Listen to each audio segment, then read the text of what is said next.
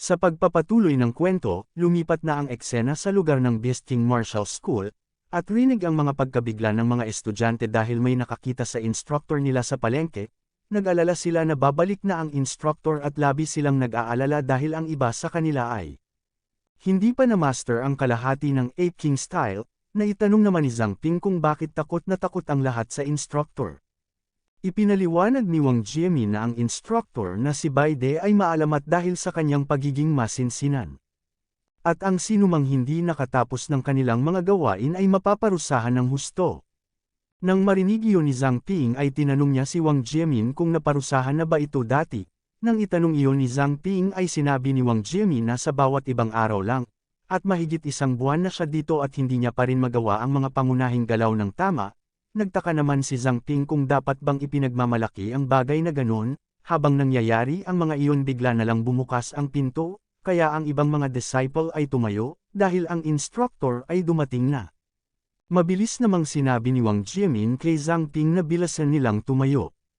Bigla namang nagsalita ang instructor at sinabihan ang lahat ng mga disciple na kahit sino man ang yumuko ay tatakbo ng 50 laps. Dagdag pa nito na wag din nilang isipin ang tungkol sa pagtipid sa forma. Mabilis namang sumagot ang mga disciple at kanila itong naintindihan, habang si Zhang Ping ay sinuri ang instructor na si Bai De, at ang potensyal na paglago nito ay nasa 1 star, at isang high-level awakened at nasa level 25, at ang taglay nitong kakayahan ay tinatawag na Mimic's Hunger. Sa pamamagitan ng pagkonsumo ng isang nilalang, maaaring pansamantalang ipagpalagay ni Bai De na ito ay pisikal na anyo. Ang bilang ng mga form na maaari niyang iimbak ay depende sa kanyang antas. At ang kasalukuyang mga anyo niya ay ang Running Wolf at Raging Lion Warrior. Namangha naman si Zhang Ping sa lakas ni Bai De, sa kadahilanang ito ay nasa level 25 at ito ay halos kapantay ni Liu Sisan. Napansin naman ni Instructor Bai De si Zhang Ping at tinanong ito kung siya ba ang bata na nagpabagsak sa mga payaso ng Xingyi kahapon. Sumagot naman si Zhang Ping at kinumpirma niya ito na siya nga. Nang marinig iyon ni Instructor Bai De ay tila naging napakaseryoso nito habang sinasabi na kung ganun ay titignan niya sa kung ano ba ang kaya niyang gawin. Nang marinig iyon ni Zhang Ping ay labis itong nagtaka sa sinasabi ni Instructor Bai De. Habang pinapatigil niya ito, ngunit si Instructor Bai De ay hindi nakikinig sa mga sinasabi niya, kaya tinanong niya ito kung ano ba ang silbi ng pag-atake ni Instructor Bai De sa isang baguhan na tulad niya. Nang marinig iyon ni Instructor Bai De ay tila mas lalo itong nag-init habang tinatanong kung ganun bakit narinig niya na nagawa ni Zhang Ping na pagkadalubhasaan niya ang Ape King style mula sa panunood lang sa isang demonstrasyon.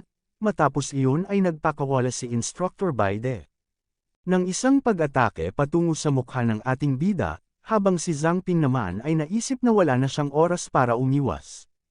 Ngunit ang kanyang inaasahang pag-atake na tatama sa mukha niya ay tinihil ni Instructor Bai De at sa halip ay hinimas lang nito ang ulo ng ating bida habang natutuwang sinasabi niya na hindi pa rin siya makapaniwala. Hanggang ngayon, at pinuri niya si Zhang Ping na meron itong talento. At sayang lang na ang taong nagpakita ng Ape King style sa kanya ay isang half-baked practitioner.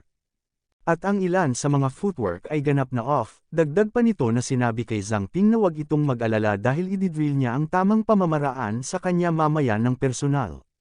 Nang marinig iyon ni Zhang Ping ay nagpasalamat siya kay Instructor Bai De.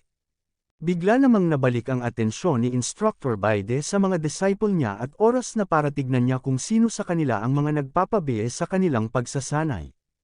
Kaya pinapila niya ang mga ito dahil ang bawat isa sa kanila ay makikipag-sparring sa kanya, at ang sinumang hindi maabot ang kanyang pamantayan ay gagawa ng 500 push-up at susundan pa ito ng isang 10 milyang pagtakbo na may weighted vest. Nang marinig ni Zhang Ping ang sinabi ni Instructor Bai De ay nasabi niya na kagaya nga ng inaasahan niya mula sa isang awakened na may kakayahan sa body enchantment ay brutal ang pagsasanay na pinagagawa nito. Habang nangyayari ang mga iyon, kinalabot siya ni Wang Jiemin, na ipinagtaka naman ni Zhang Ping. Nahihiya naman sinabi ni Wang Jiemin sa kanya na ang instructor ay hindi siya gaano tinuturuan, kaya naman humiling siya kay Zhang Ping na pagkatapos ipakita sa kanya ng instructor ang tamang pamamaraan. Ay maaari niya ba siyang turuan ng privado? Hindi naman tumanggi ang ating bida sa hiling ni Wang Jiemin at sinabi dito na magkita sila mamayang hapon sa Iron Soul Blacksmith Shop pagkatapos ng klase. Dahil siya ang magiging sparring partner niya, nang marinig iyon ni Wang Jimin ay labis itong natuwa dahil sa hindi niya inaakala na papayag ito. Naalala naman ni Zhang Ping ang kakayahan ni Wang Jimin na diligent will. Ang kakayahan sa pag-aaral ay mababawasan ng 70%, kaya naisip niya na ang kakayahan ni Wang Jimin ay karaniwang idinesenyo upang pahirapan ang sinumang sumusubok na magturo sa kanya, at sa palagay niya ito ang dahilan kung bakit walang gaanong pasensya si Instructor Baide para sa kanya. Makalipas ang ilang araw sa Iron Soul Blacksmith ay maririnig sa loob na ang ginagawa ni Zhang Ping na pagtuturo kay Wang Jimin. Ngunit ito ay nahihirapan sa pag-aaral ng tamang pamamaraan at patuloy na nagkakamali. Kaya nasabi niya na lang sa kanyang isipan na pinaghiwa-hiwalay niya na ang Ape King style sa maliliit.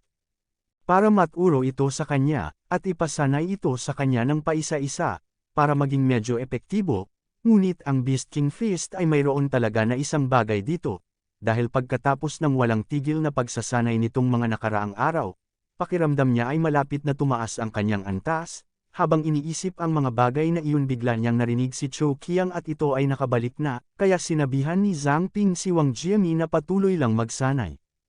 At titignan niya lang kung ano ang nangyari, nakita naman ni Zhang si Cho Qiang na nakasandal. Habang sinasabi nito na muntikan na sila doon, dahil sa ilang nakakatakot na dahilan. Halos walang mga ligaw o mutated beast na natitira sa paligid dito.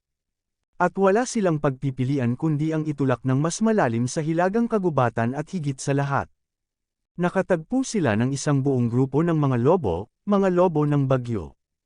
Nang marinig iyon ni Zhang Ping ay nag-alala ito para kay Cho Qiang at tinanong kung ayos lang ba ito. Na mabilis namang sinagot ni Cho Qiang na ayos lang siya at nagawa nilang magtago gamit ang kanyang earth-burrowing shovel. Para hindi mahanap ng mga lobo ang kanilang biktima at atakehin ang mga kalapit na wild men. At nagkaroon siya ng pagkakataon at nakakuha siya ng pagkain mula sa mga lobo. Kaya binibigay niya ito kay Zhang Ping dahil sa hindi siya araw-araw makakakita ng mga ganito. Sinuri naman ni Zhang Ping ang gem, at napag-alaman niya na tinatawag itong wind gem. At may kalidad ito na bihira, isang bihira at mahalagang biological na kristal. Maaari itong mag-imbak ng wind elemental na enerhiya, kapag na-channel gamit ang mental commands ng user. Ang gem ay maaaring magpakawala ng nakaimbak nitong kapangyarihan sa anyo ng mga wind blades. Kagaya ng bagyo, at iba pang katulad na pag-atake, naitanong niya naman kung ito ba ang wind gem. Naagad naman na kinumpirma ni Wang Jimin sa pamamagitan ng pagkumpirma sa ating bida na maganda ang paningin ng mga mata nito. At ipinaliwanag niya na ang kagandahan dito ito ay maaring gumawa ng kahit isang kulot na maliit na gumagawa ng isang mga maliit na talam ng hangin at mga bagyo. Matapos ipaliwanag ni Cho Qiang ang tungkol sa wind gem, bigla na lang may kakaibang mga ingay siyang narinig na para bang naririnig niya ang mga mas pinalakas na kaisipan ng mga tao sa paligid at ang kanilang mga ginagawa sa kanilang mga pang-araw-araw na buhay. Bigla naman ang kanyang contract gem ay nagkaroon ng bonus effect activated. At may nagising na isang panibagong kakayahan na tinatawag na Whisperer of Winds. At dahil sa bago pa lang ito ay nasa basic pa lang ang antas nito. At ang user ay magkakaroon ng passive na marinig ang pinalakas na kaisipan ng sinuman sa loob ng 10 milyang radius na nakakaranas ng matinding emosyon. Hindi maging aktibong kontrolado, matapos iyon ay nasabi ni Zhang Ping na ito ay talagang isang bagong kakayahan. Katulad na lamang ng huli siyang nakakuha ng kakayahan sa Fire Devourer at sa tingin niya ang contract gem ay gumagana sa isang pagkaantala. Habang iniisip ang mga bagay na iyon, bigla na naman siyang nakarinig ng kakaibang ingay. At nagtaka kung ito ba ay Celestial Fox dahil sinasabi ng mga ito na may 2 tao sa shop na iyon, at ang babae ay si Wang Jimin, at ang lalaki naman ay ang nanggulo sa kanilang kamahalan noon sa akademya sa dormitoryo, kaya mukhang malasa na kainin nila silang 2 para sa kanilang tanghalian. Dagdag ng mga ito na tatawagan niya ang lalaki at ang kasama niya na ang bahala kay Wang Jimin. Nang marinig iyon ni Zhang Ping ay labis siyang nabigla dahil sa hahabulin sila ng mga ito. Nalipat naman ang eksena kay Liu Sishan na katatapos lang maligo. Sa kanyang paglabas ay napansin niya ang kanyang jade pendant na kapares nang ibinigay niya noon kay Zhang Ping at ito ay nagkakaroon ng reaksyon senyales na nasa panganib ito. Balik naman ang eksena kay Zhang Ping na napapaisip kung nasaan na nga ba si Liu Sishan. Dahil ang mga Celestial Fox na iyon ay naiinip na, at hindi magtatagal ay papasukin sila ng mga ito sa loob. Napansin naman ni Cho Qiang ang pagiging seryoso ni Zhang Ping kaya natanong niya ito kung nasaktan ba ito, ngunit si Zhang Ping na abala sa kanyang iniisip ay tila hindi narinig ang sinabi ni Cho Qiang. Sa halip ay may isang bagay itong napagtanto na dalawa ang mid-level Celestial Fox, at kahit sa tulong ni Cho Qiang, ay mahihirapan pa rin sila ng labis. Matapos ang kanyang pag-iisip ay sinabihan ni si Cho Qiang na dahil sa kababalik lang nito ay bakit hindi niya tignan si Uncle Liu at umakyat sa itaas para maabutin niya ito. At nagdahilan na bibili lang siya ng mga grocery para makapaghanda siya ng pagkain para sa kanilang dalawa. Matapos iyon marinig ni Cho Qiang ay hindi naman ito tumanggi. Ngunit dapat nabilasan nito, dahil sa matagal na rin simula nung natikman niya ang kanyang luto. At dadalhin niya ang Wind Gem na hindi naman din tinanggihan ni Zhang Ping. At naisip na plano niyang paalisan muna si Wang Jiemin dito, para hindi mahuli sina Cho Qiang at Uncle Liu dito. Bago tuluyang umakyat sa itaas si Cho Qiang sinabihan niya ito na wag masyadong magtagal. Makalipas ang ilang sandali sa likod ng bahay ng blacksmith shop, ay naruroon pa rin si Wang Jiemin na abala sa kanyang pagsasanay, ngunit agad itong hinayla ni Zhang Ping at sinabihan niya ito na huwag gagawa ng tunog, dahil sa biglang paghila ni Zhang Ping sa kanya ay napatanong ito kung anong problema, ngunit bago pa man sila makaalis ay bigla na lamang silang hinarang ng mga Celestial Fox, habang tinatanong ng mga ito saan nila planong pumunta. Habang si Zhang Ping naman ay napamura sa kanyang isipan. Bigla namang tinawag ni Wang Jiemin ang mga Celestial Fox na kanyang mama at papa. Habang tinatanong niya ang mga ito kung ano ang kanilang ginagawa dito, habang si Zhang Ping ay agad siyang sinabihan na huwag lalapit sa kanila. Napatingin naman si Wang Jiemin kay Zhang Ping habang pinapakalma ito dahil sa magulang niya ang nga ito, kaya ayos lang, ninos naman ang mga nagpapanggap na papa ni Wang Jiemin habang tinatanong nito kung sino ba ang binatang kasama niya, dahil sa parang takot na takot sila sa kanila, sagot ni Wang Jiemin na kaibigan niya ito sa martial school. Habang nangyayari ang mga iyon, bigla na lamang lumabas ang darkroom space na labis na ikinatuwa ni Zhang Ping, habang si Wang Jiemin ay labis na nabigla at napatanong kung ano ang bagay na ito. Nang makita ito ng mga Celestial Fox ay nagalit sila dahil sa sinusubukan ng mga ito tumakas, habang si Wang Jiemin na walang ideya sa mga nangyayari ay tinatawag pa rin ang kanyang mga magulang, ngunit si Zhang Ping ay sinabihan siya na wag na nito sila alalahanin, at kumapit ng mahigpit. Matapos iyon ay unti-unti na silang nalaglag patungo sa darkroom space. Ngunit ang mga Celestial Fox ay nakasunod sa kanilang likuran na labis na ikinainis ni Zhang Ping. Habang unti-unting nalalaglag bigla sila nitong inatake ngunit si Zhang Ping ay sinalo ang atake para hindi madamay si Wang Jiemin na ipinag-alala nito. Matapos iyon ay tuluyan na silang nalaglag sa darkroom space habang si Wang Jiemin ay nag-alala pa rin kay Zhang Ping at tinanong ito kung ayos lang ba ito, na mabilis namang sinagot nito na ayos lang siya, habang si Wang Jiemin ay tinanong ang nagpapanggap niyang papa sa kung bakit niya ginawa iyon, sigaw naman ni Zhang Ping na dyan lang siya dahil ang mga ito ay Celestial Fox. Nang marinig iyon ng dalawang Celestial Fox ay napagtanto agad nila na nakikita ng ating bida ang kanilang pagbabalat kayo. Kaya napamangha sila dito, ngunit mas lalo lang nila siyang binigyan ng dahilan para hindi nila sila hayaang mabuhay matapos iyon ay mabilis itong sumugod sa ating bida. Ngunit nasanggan niya pa rin ito kahit papaano gayunpaman ay naisip niya na sobrang bilis nito at hindi niya ito maiiwasan.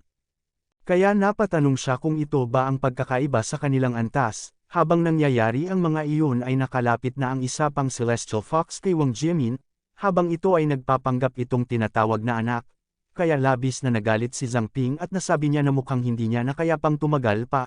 Ngunit sa mga oras na iyon ay bigla nang dumating si Liu Sishan habang sinasabi nito na tumabi si Zhang Ping, matapos iyon ay nagpakawala ng isang pang-atake. Na tumama sa dalawang Celestial Fox ng buong buo, ngunit si Liu Sishan ay hindi patapos at naghanda pa muli ng isang pag-atake, na mabilis na tumama at tumapos sa mga Celestial Fox na nagpapanggap na magulang ni Wang Jiemin. Matapos iyon ay tinanong niya ang dalawa kung ayos lang ba ang mga ito, habang si Wang Jiemin naman ay labis na nagtataka at napapatanong kung bakit niya pinatay ang kanyang mga magulang. Ngunit si Zhang Ping ay sinabi ang katotohanan na hindi ito ang kanyang mga magulang dahil ang mga ito ay mga Celestial Fox na nakasuot ng mga balat ng magulang ni Wang Jiemin. Ngunit si Wang Jiemin ay hindi naniniwala sa mga sinabi niya at sinabing imposible iyon. Dahil malinaw naman na ang kanyang mama at papa iyon, Tinanong naman ni Zhang Ping si Liu Sishan kung bakit hindi ibinunyag ng mga ito ang kanilang tunay na anyo. Ipinaliwanag ni Liu Sishan na mayroon silang katibayan na nagmumungkahi ng pagkakaroon ng isang king-level celestial fox sa loob ng city walls, at ang bagay na ito ay nagpalaki ng mga ilusyon ng buong pack nito, na nangangahulugang kahit na ang isang mababang antas na celestial fox sa loob ng city walls ay maaring lokohin ng isang high-level awaken. May napagtanto naman si Zhang Ping na ibig sabihin lang ng mga iyon ay baka siya lamang ang nakakakita sa kanilang mga ilusyon. Lumapit naman si Zhang Ping sa bangkay ng Celestial Fox at kinuha ang balat ng mukha ng papa ni Wang Jiemin, at sinabi dito na ang mga nilalang na iyon ay pinaslang ang kanyang mga magulang, at kinuha ang kanilang mga anyo, at iyon ang katotohanan. Nang marinig iyon ni Wang Jiemin ay hindi pa rin siya makapaniwala sa mga nangyari sa kanyang pinakamamahal na mga magulang at tuluyan pa rin na lumalabas ang kanyang luha sa kanyang mga mata.